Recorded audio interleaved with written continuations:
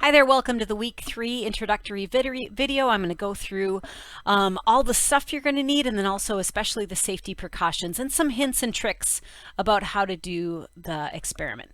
So first of all, I got to go through all of the stuff that you haven't seen and some of the stuff that you're going to be using. So the new thing this week is this well plate, and you notice it's got 24 wells, 6 by 4. It's got these little wells, and they're little places to do little reactions. And so in each of these little wells, you're going to do one small reaction.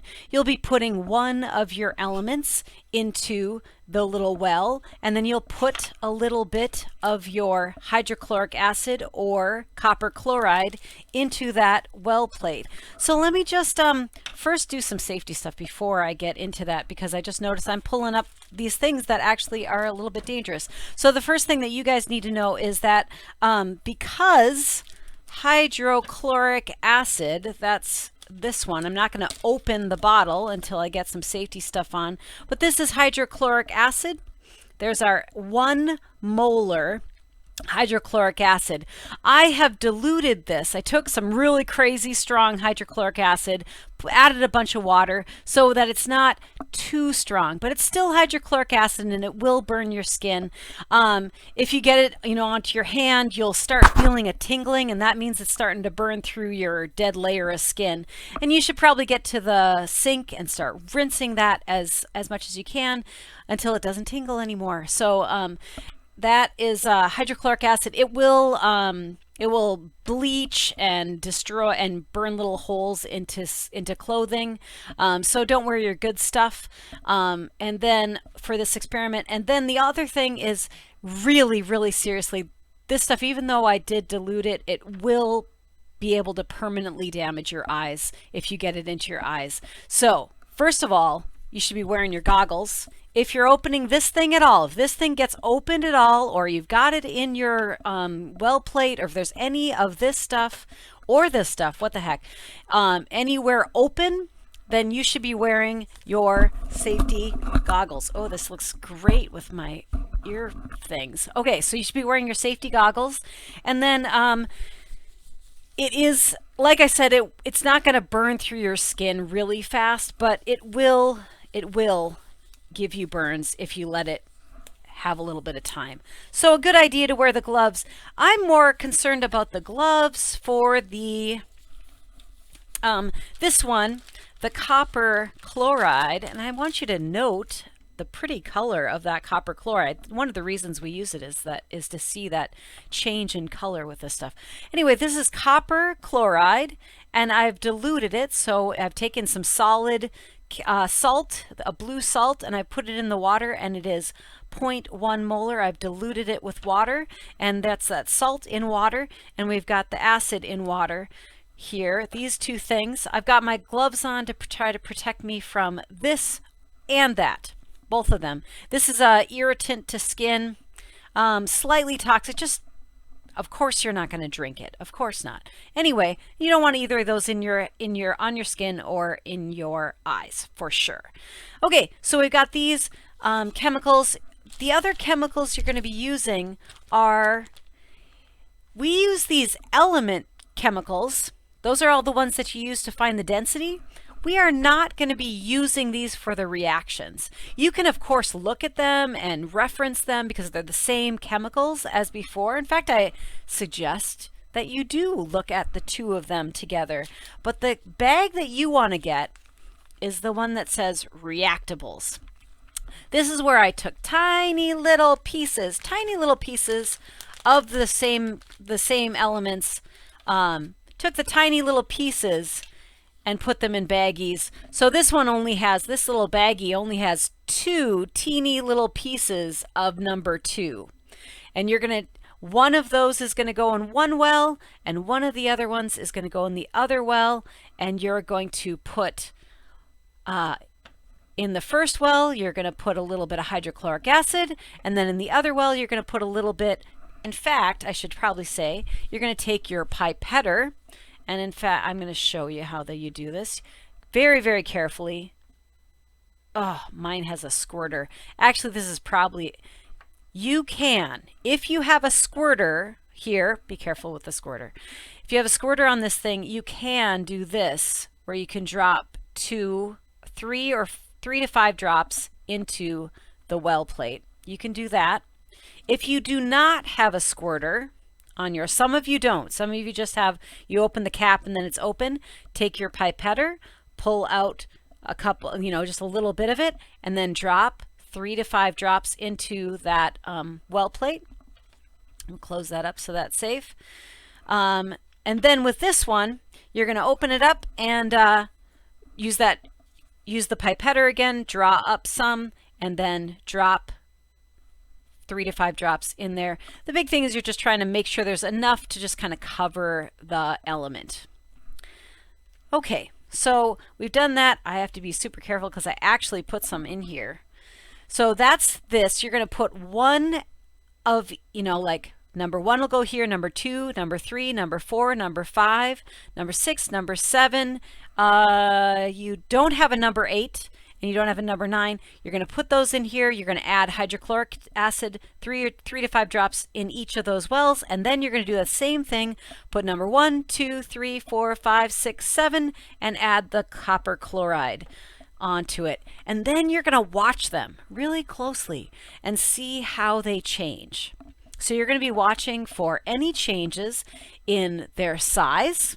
If the solids get smaller or bigger, you're going to be looking for any colors. There should be some color changes in the solids.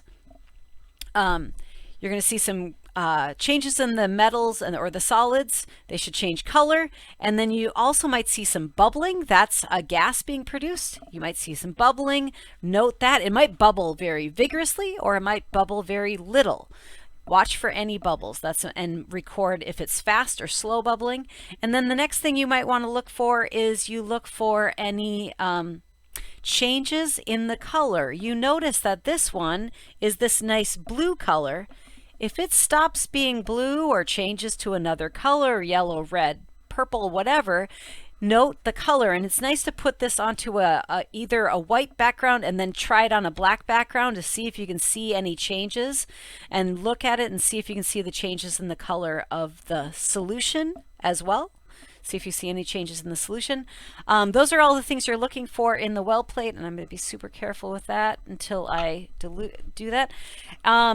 What else do you need to know? If you want to poke at it at all, don't use your metal spatula.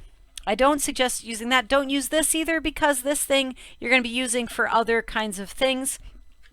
If you need some help grabbing onto those little elements and your fingers aren't working, you can use your forceps to put those elements. You just have those tiny elements and you put them in there. Use your forceps. If you need to poke at them, you're like, what's happening there? I can't see what's happening. And you need to poke at it and see if there's any, bubbles or whatever. Use your glass stir rod, because that won't react. The metal spatula will react with these elements and you'll ruin your metal spatula. So use your glass stir rod for any poking or changing in here. When you are all done, the safety thing you need to know. And these guys, I'm assuming, will get all reacted away. And that's, if you have nothing left, that's fine, except there isn't one exception. There's one exception. The exception is number 7 right here. You notice number 7, I put a giant piece of number 7 in here. And then there's a lot of these little slivers. The little slivers are the ones I'd like you to react. You can put a few slivers in each well, but I'd like to save this giant piece for a later reaction. You're going to need it later. I think it's experiment 7 or something. So save that big giant piece, don't react it, but use the little guys.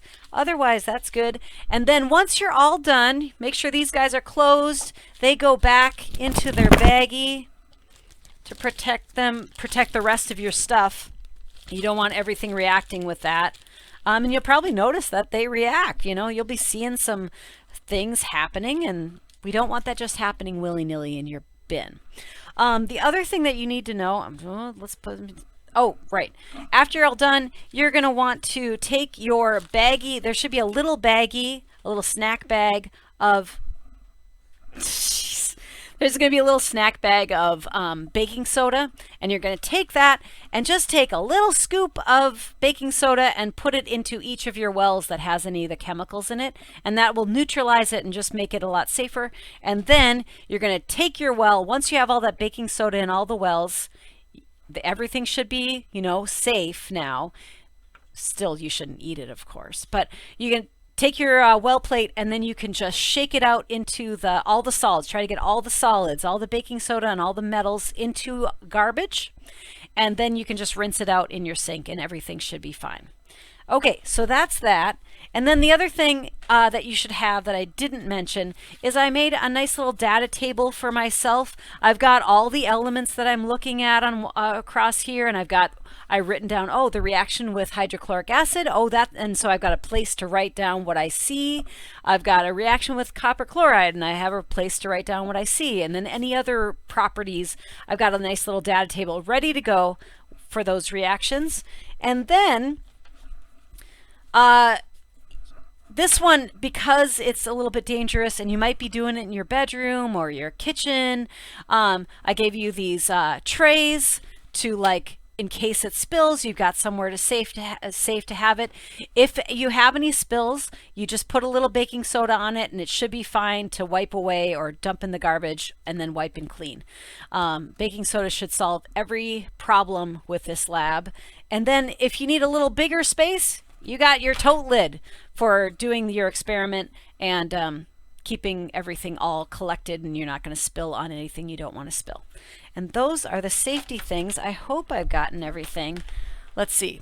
God, I hope. Oh, okay, everything else should be in my instructions. Oh gosh, did I get them all? Yeah, hydrochloric acid. Be careful, don't get it on your face. Yeah. That is all of my stuff. And so good luck. And I think this is going to be a fun one. But be careful. Thanks a lot.